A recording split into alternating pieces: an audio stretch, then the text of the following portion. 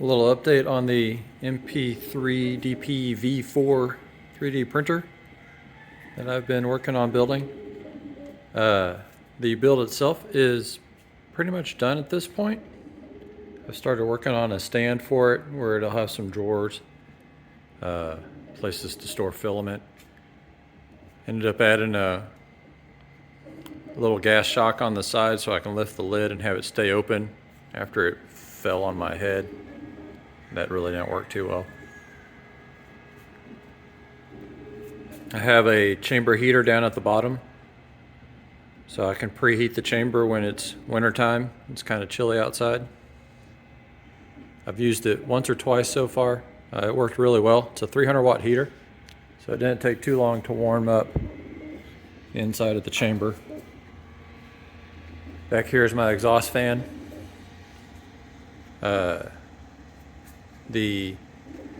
I wrote a plug-in for Octoprint that allows or measures the temperature of the inside of the chamber and turns on the exhaust fan or the heater as needed. There's my wiring mess. It's about as good as it's going to get. I really don't feel the need to I'll clean it up a little maybe. It works. The umbilical cord moving up and down as it prints. I 3D printed this nice little slider so that the umbilical cord can ride along it, won't catch the edge of the MDF or anything else. It takes any torque off of the extruder. I was having issues. I had this end of the umbilical mounted at one point right here, and what I found was when the extruder got to the back corners, the umbilical would scrunch up and cause the head to kind of tilt a little. Not much, millimeter, 2 millimeters at most, just enough to cause issues with bed leveling.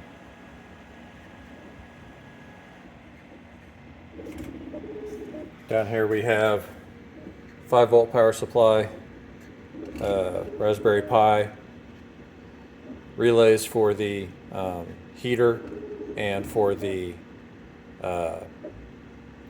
exhaust fan. The heater fan and the exhaust fan are both 24 volt, so I have those being pulled straight off the power supply. And then we have the bed heater relay and the chamber heater relay. I really don't need the heat sinks. These do not get warm at all, but I installed them, so they're there.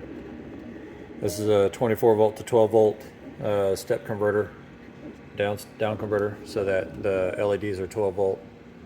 The LEDs inside the case are just marine LEDs. I think I have some right here I can show. Picked these up on Amazon.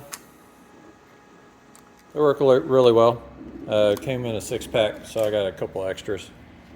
As with everything else on the build, there's always extras. That's KR Pro up there, handling all the heavy work.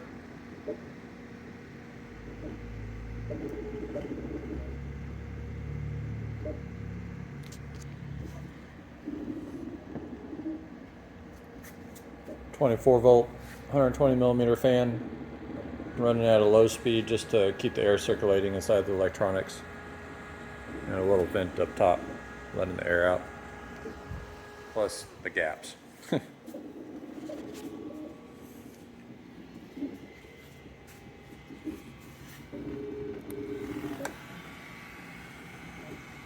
There's inside the lid. This is my temperature, LM75, I think, measuring the temperature. A little bracket holding it in place.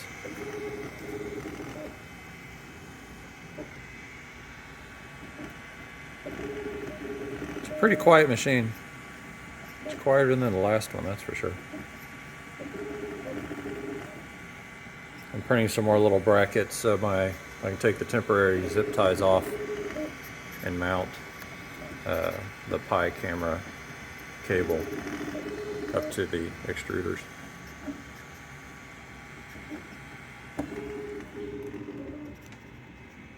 The gas shock is a little bit too strong. Holds the lid up just a little.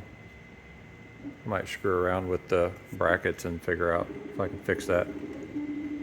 Looks like I need to add a brace on the inside to give it more meat. It's kind of coming out a little. Never ending work.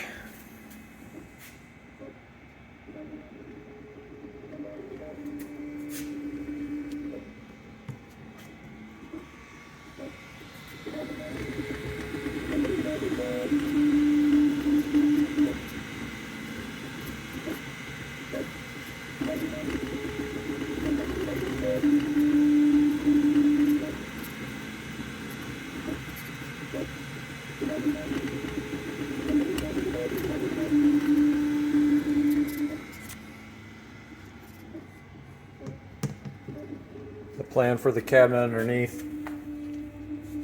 I bought a filament dryer. You can see it sitting over here. So the filament dryer will live over in a bay here on a pull out, so I can open the lid easily. There'll be a center brace and a side brace, and then I'll have two small drawers on the side for part storage and tools. Probably one really small one for tools and then another one for part storage. And I'll have three big drawers on the bottom. Should be big enough for putting filament and various other stuff from other parts of the shop. 3D printed some TPU feet for the bottom. I've never printed TPU before. That was kind of interesting. This printer did a great job with it. Was also able to print PETG pretty easily. The last printer had difficulties printing PETG, so that was nice.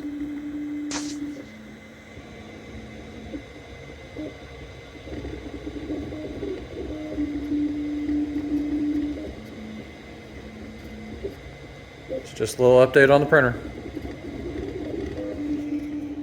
Let me know what you think.